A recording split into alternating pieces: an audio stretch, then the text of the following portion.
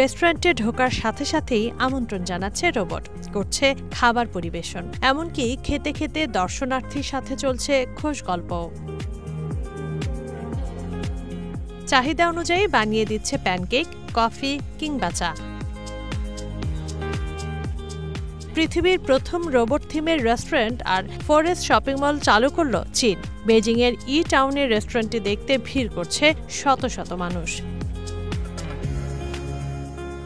বেজিংয়ে world robot conference 2025-এর 2টি ভ্যানিউতে প্রতিদিন তুলে ধরা হয় রোবটের নতুন নতুন ব্যবহার, কৃত্রিম বুদ্ধিমত্তা বা এআই আর সম্পূর্ণ স্বয়ংক্রিয় পরিবেশে খাবার ও কেনাকাটার সুযোগ রয়েছে রোবট থিমের রেস্টুরেন্টটিতে। ফরেস্ট নামে রোবট শপিং মলটি চায়নার উন্নত রোবোটিক্স বাণিজ্যিকীকরণের ক্ষেত্রে একটি গুরুত্বপূর্ণ পদক্ষেপ। রোবটগুলো খুব মজার, টেকনোলজি খুব এগিয়েছে। মনে হচ্ছে ভবিষ্যতে আমার রোবট বন্ধুও থাকবে।